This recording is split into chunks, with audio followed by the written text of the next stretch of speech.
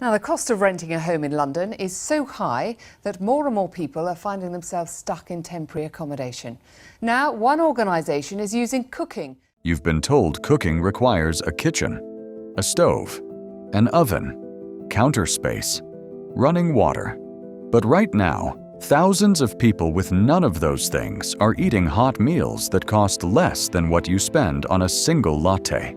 Not because they're lucky, because they've mastered food preparation using methods most people never learned.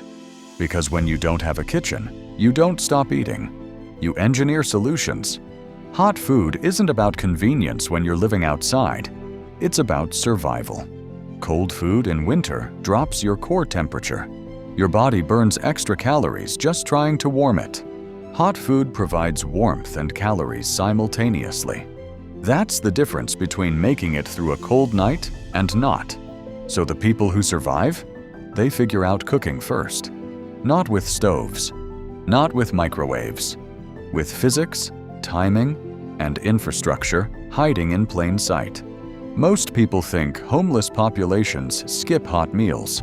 Wrong. They don't skip them. They optimize them. For cost, for calories, for heat, and for stealth. Because cooking without a kitchen isn't about recipes.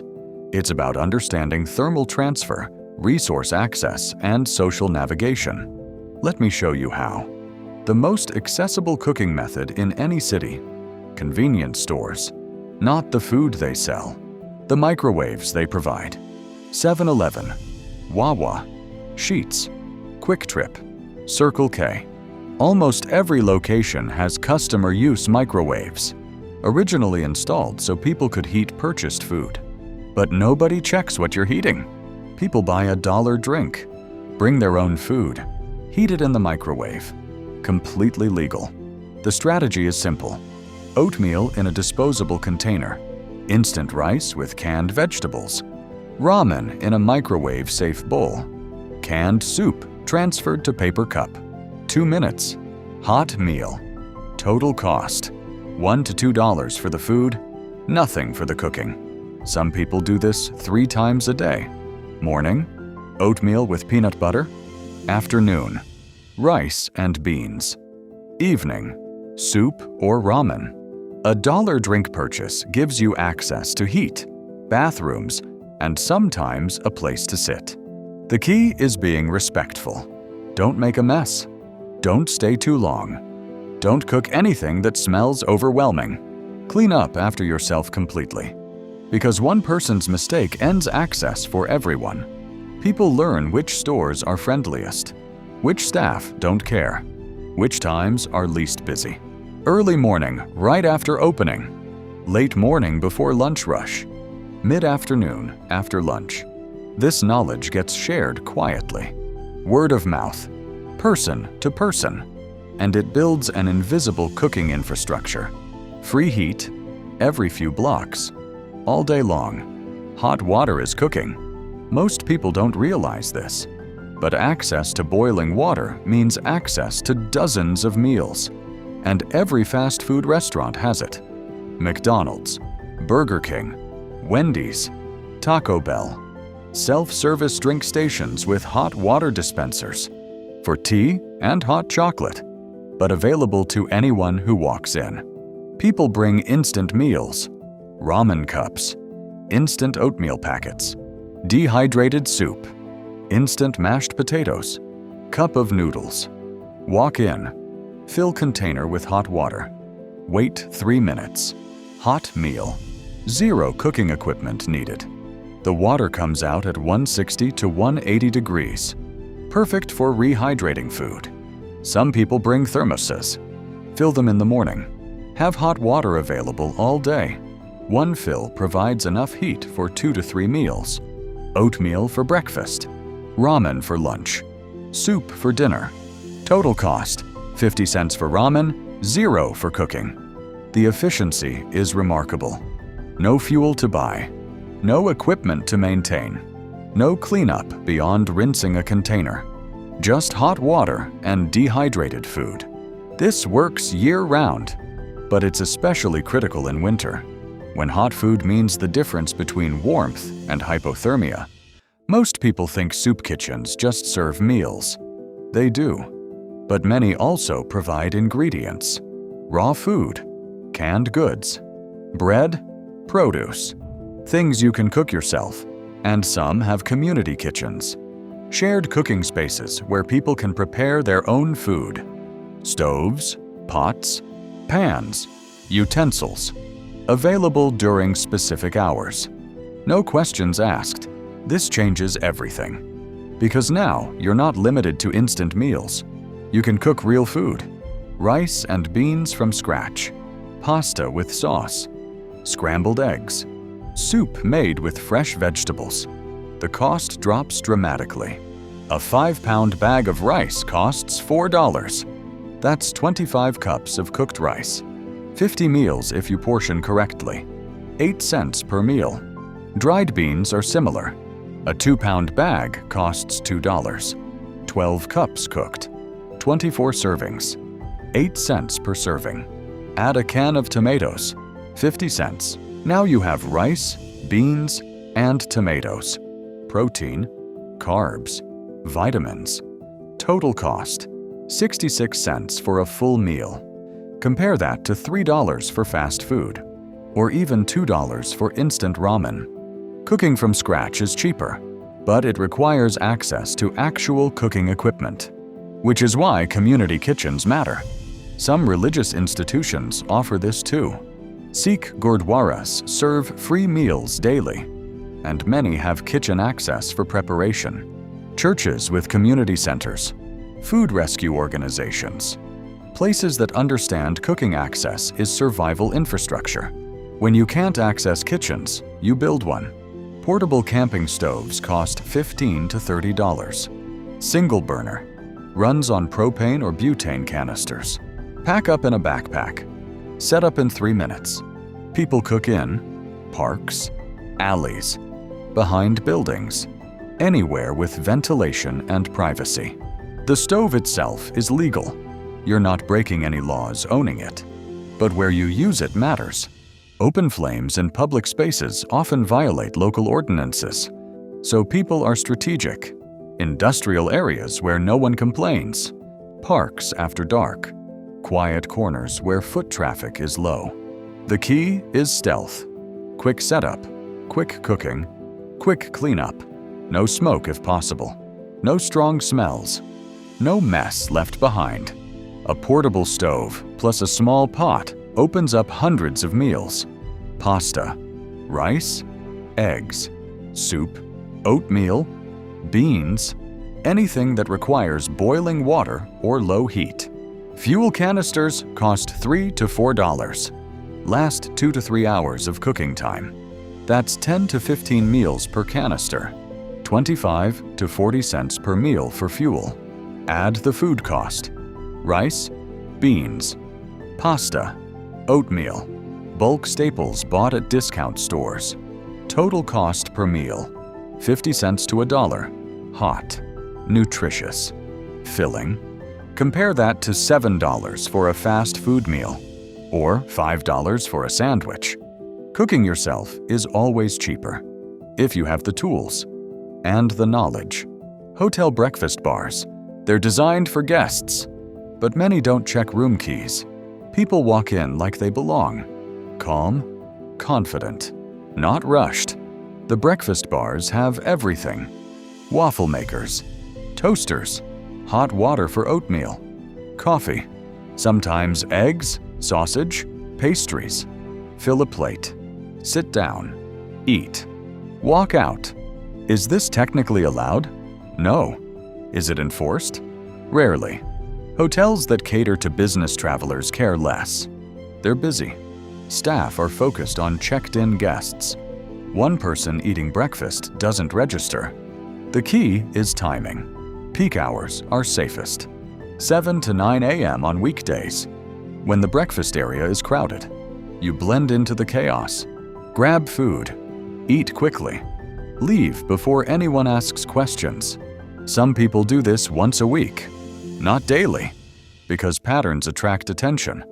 But once a week, a full hot breakfast. Protein, carbs, coffee, Enough fuel to last the day.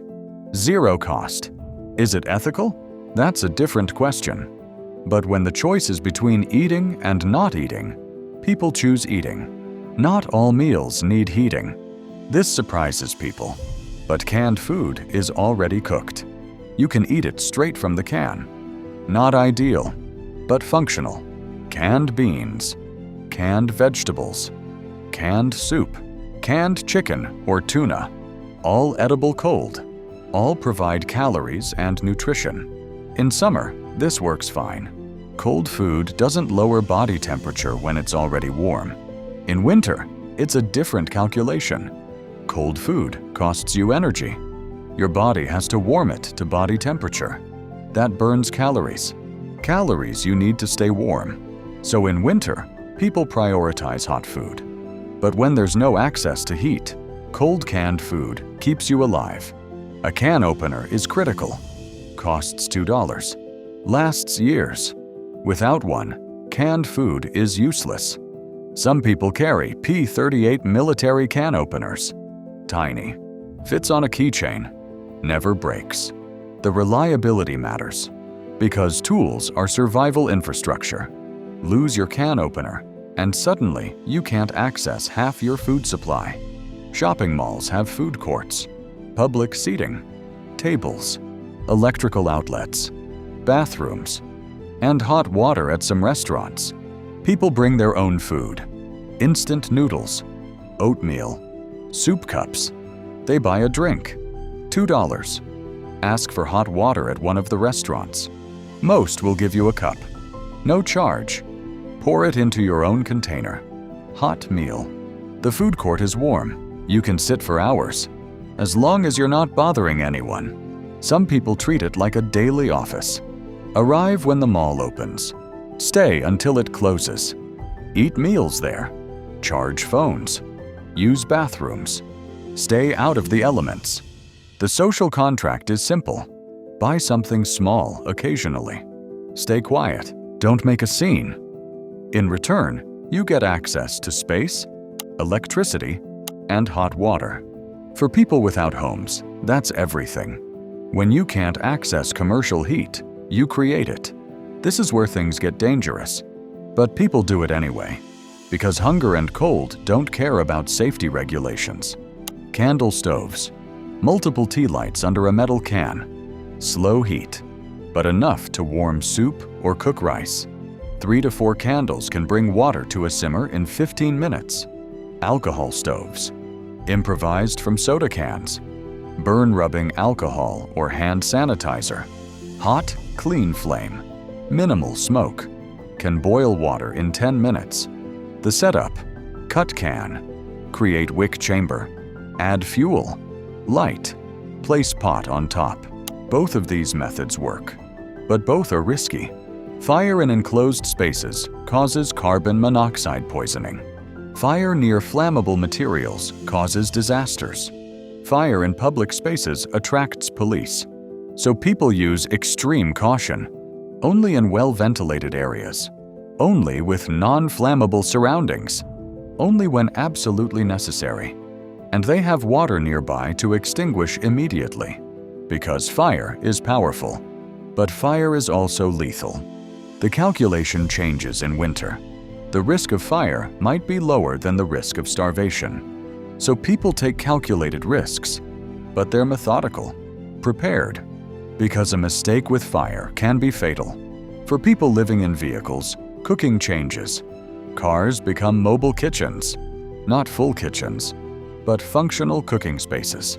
12-volt appliances, electric kettles that plug into cigarette lighters, boil water in 5 to 7 minutes. Electric lunchboxes. Heat food directly from the car battery. Both draw low power. Won't drain the battery if used while engine runs. Some people use power inverters. Convert 12-volt DC to 120 AC. Run a small hot plate or electric skillet. Cook real meals, eggs, rice, pasta, stir fry. The limitation is power. Running appliances drains batteries. So people are strategic. Cook while engine is running. or run engine in short bursts. Never continuously, because carbon monoxide poisoning is real. Even modern cars leak exhaust into cabins when idling. So windows stay cracked. Ventilation is mandatory. And cooking happens quickly. Boil water. Make meal. Turn off heat. Minimize battery drain and carbon monoxide risk.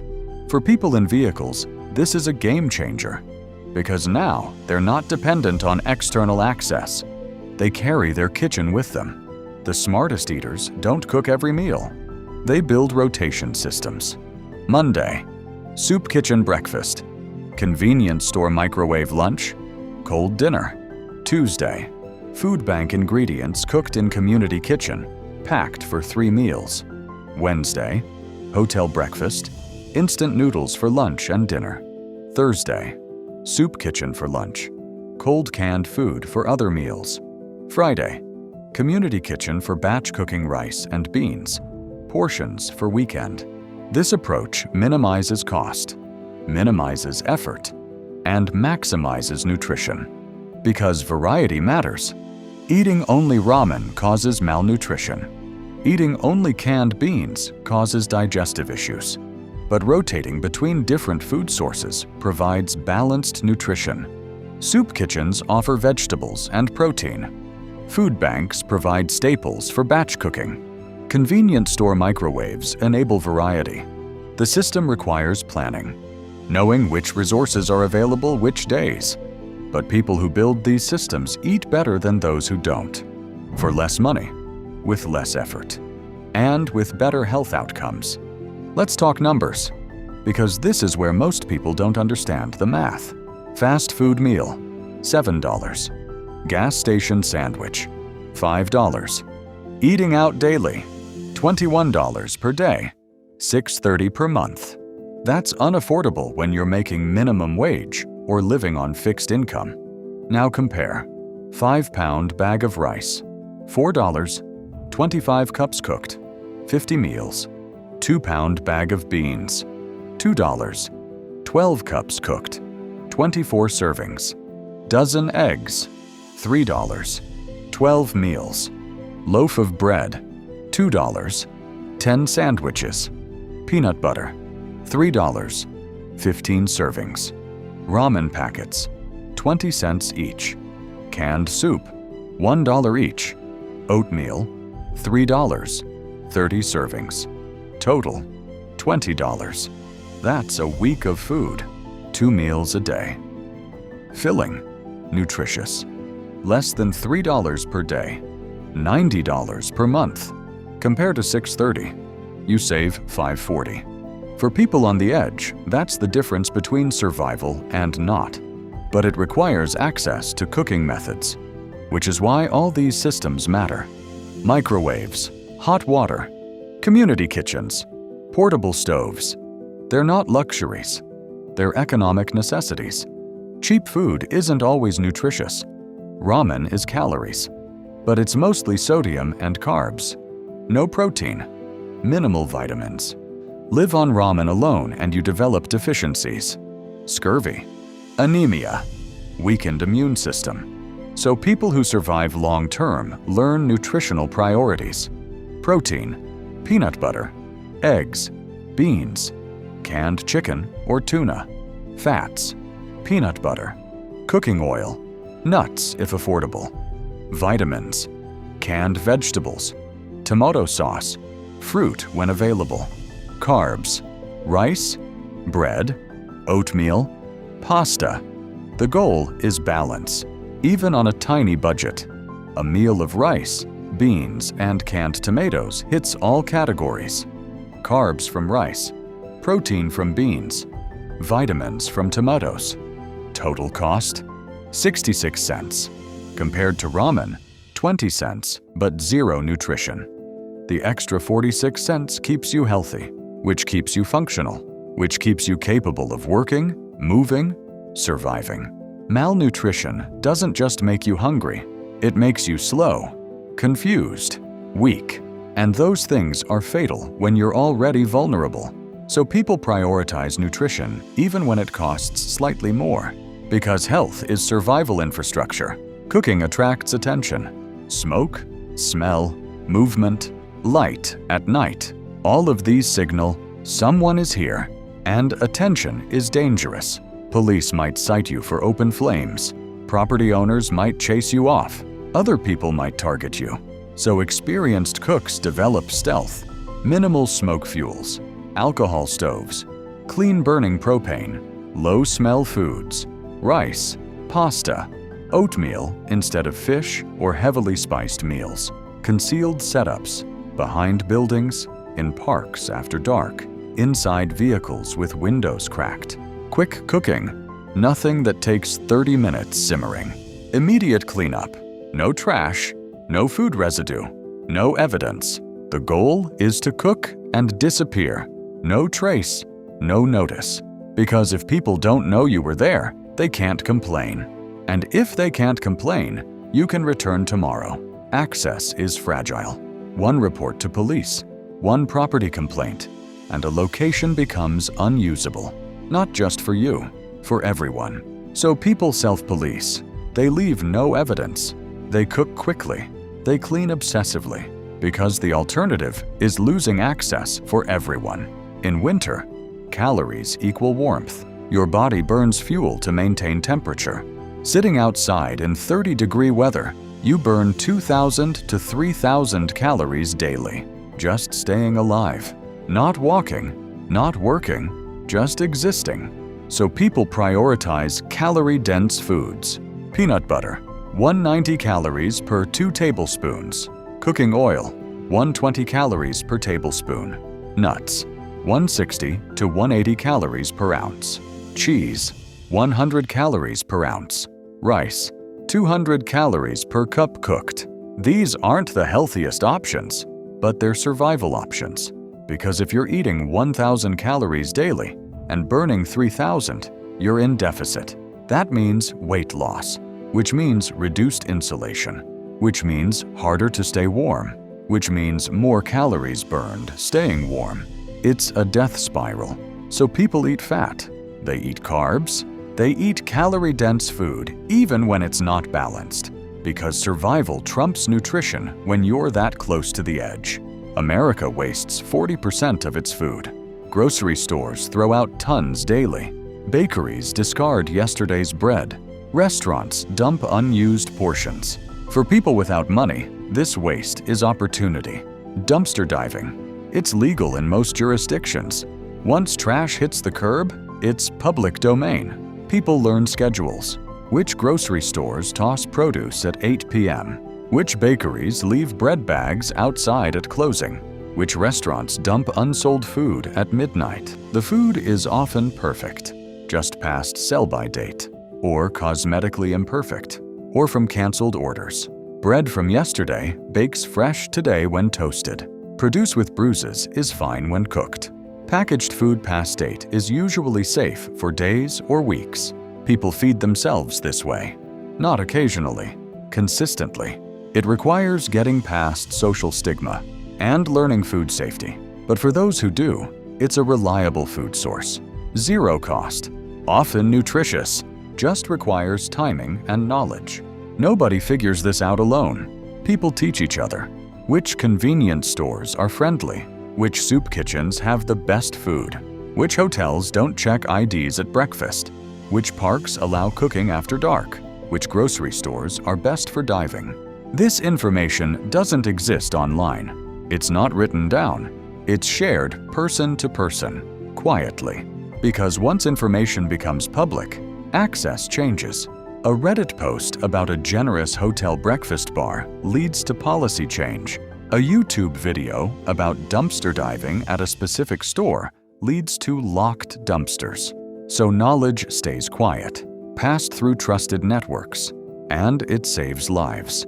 Because the difference between eating and not eating is often just knowing where to go, and when, and how to behave. That knowledge is survival infrastructure. Food isn't just fuel, it's identity, it's dignity, it's routine. When everything else is chaotic, a hot meal creates structure. Morning coffee and oatmeal, midday soup, evening rice and beans. These rituals maintain sanity. They remind you you're still human, still capable, still here.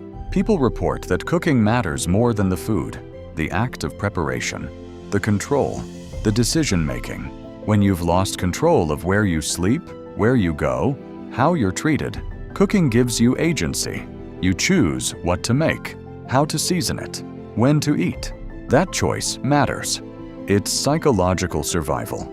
And hot food triggers physiological responses, releases dopamine, reduces cortisol, signals safety to your nervous system. After days of cold food and stress, a hot meal resets your body, calms you, reminds you that survival is possible, that tomorrow might be okay. Cooking without a kitchen isn't about recipes. It's about understanding systems, where heat exists, where food is cheap or free, where you can prepare meals without being noticed, where you can eat safely. Most people assume homeless populations eat whatever they can find, cold, random, desperate. In reality, people who survive long-term are methodical. They build meal systems. They understand nutrition. They optimize for cost and calories. They cook real food whenever possible. They're not just surviving. They're engineering solutions to impossible problems. With a $2 camping stove and a 5-pound bag of rice, someone can eat hot meals for weeks. With access to convenience store microwaves and instant food, meals become routine. With knowledge of food banks and community kitchens, nutrition improves. The infrastructure exists. It's just hidden, and you have to know where to look. Right now, thousands of people are eating hot meals that cost less than a latte. Not because they're lucky, because they learned how. They studied access. They mastered timing. They optimized for calories and cost. They turned cooking without kitchens into a system. And tomorrow, they'll do it again. Because hunger doesn't stop, but neither does human ingenuity.